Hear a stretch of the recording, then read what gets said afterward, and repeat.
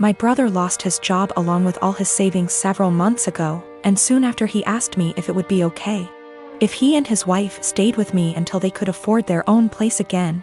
I hesitated at first, considering I only have a one-bedroom apartment, but according to them they had no other options, so of course I invited them over and bought a blow-up mattress for the living room. For the first month things were manageable, although admittedly cramped. Then my brother told me that sleeping on the mattress was giving him back pains. So he asked if he could buy a small double bed for the living room. The living room is by far the biggest room I have, so I told him that would be fine as long as there was still room for my couch, TV, bookshelves.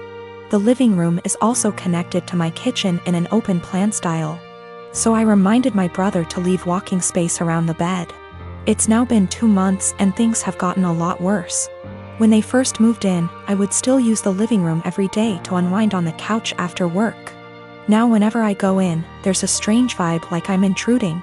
My brother and his wife are often sitting in bed together when I go in. I always knock and stare at me pointedly until I leave. Sometimes when I sit down they will directly ask me for some alone time and say they would like the room to themselves.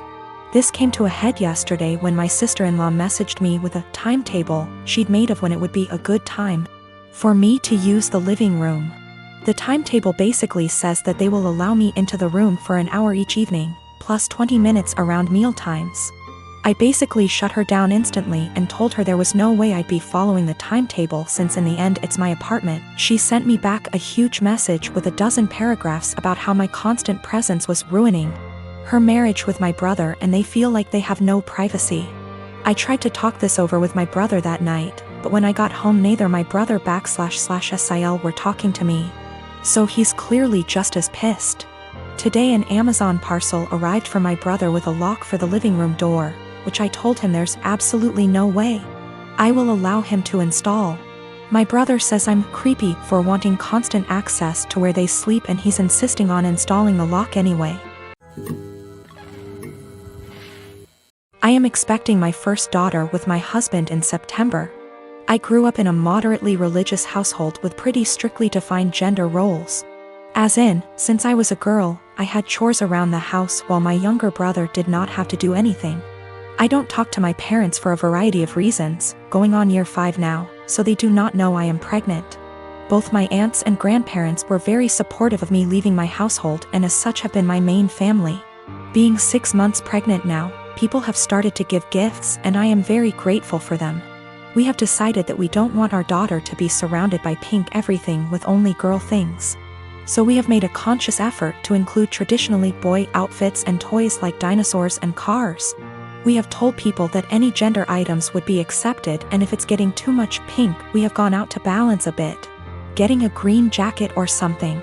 My younger aunt has taken great offense to this because boys are boys and girls are girls.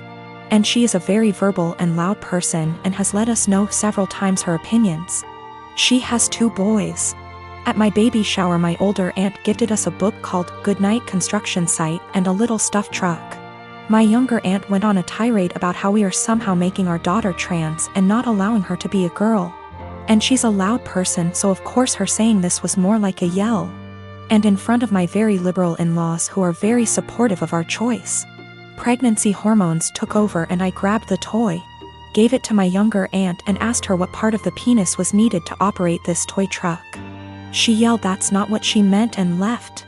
The rest of the baby shower went fine but it was a bit awkward after.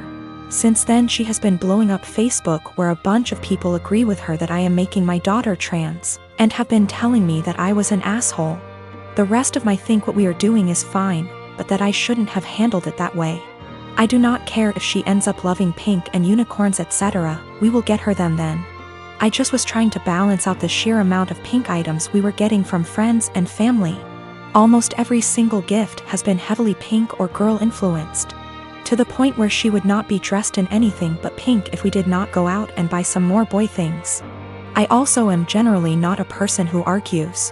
But I feel like a bit of an unholy because I intentionally said this as deadpan serious as I could and with the intent to embarrass her in front of our family members present. My delivery and question did have the intended effect and she went quite red before leaving. This was also the first transphobic comment I've ever heard out of her mouth.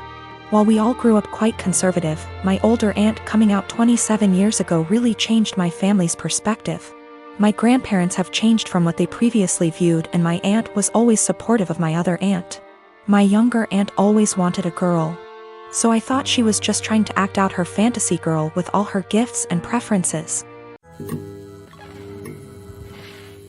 My husband and I, both in our early 30s, have been together for over a decade and made the decision to not have kids.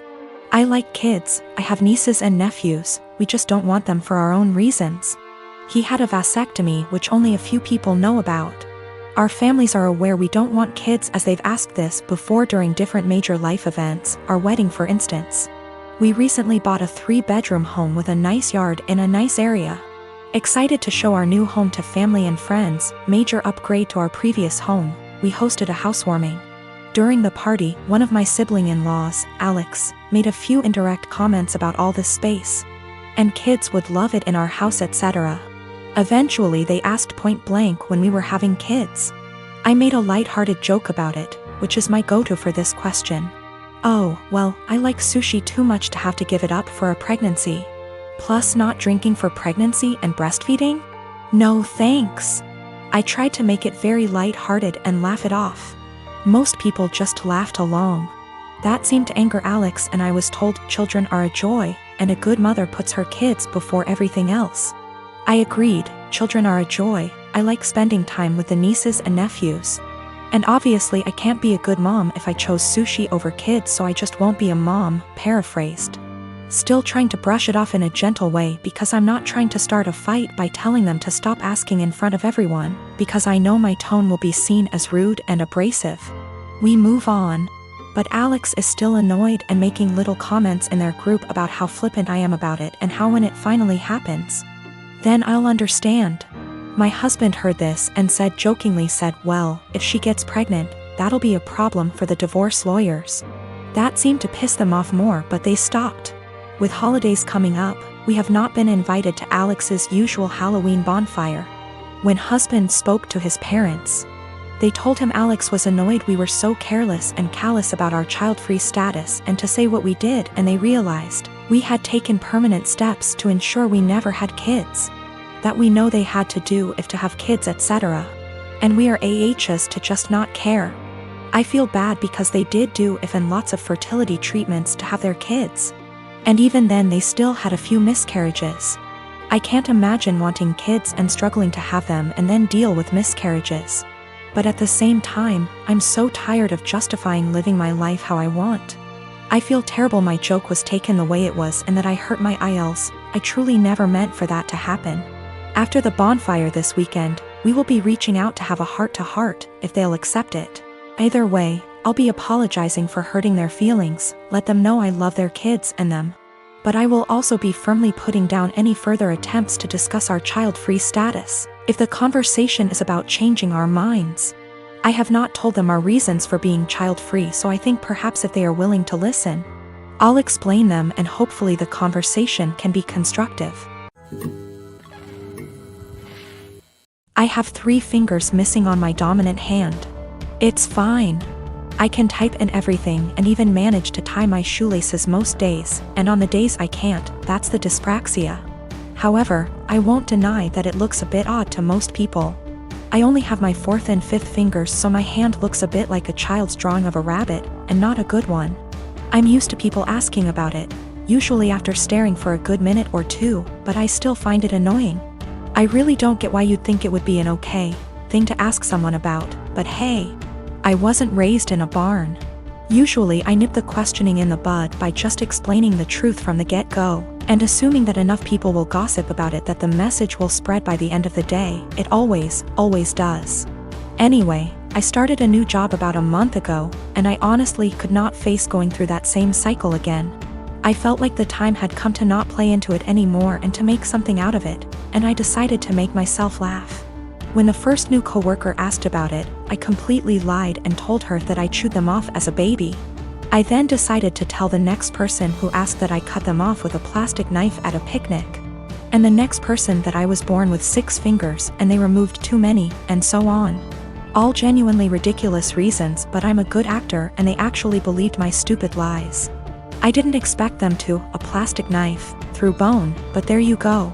Maybe they just thought there's no way I'd lie about how I lost my fingers. Within about 3 days, I learned that my coworkers had been arguing about the actual reason, and it seems like a lot of them now actively dislike me for lying to them. I'm probably going to have to make some cupcakes over the weekend with my super cool 3D printed adaptive whisk to get back into their good books. Anyway, I told this story to my brother today, and he told me that I was an asshole because I caused tension within the office on my first day and made people feel stupid for being gullible and believing my lies. My argument is that I'm not the asshole because they were asking a rude, albeit common, question, and because I didn't do it with the intention of deceiving them. I was just honestly fed up of the question and didn't think they'd think I actually severed 3 fingers with dental floss when I was 3. I'll accept my judgment, though. Not cool to ask people why they lost limbs or digits just because you want to sate your morbid curiosity. A few reminders for people: I'm not a male. Don't know why everyone assumed that.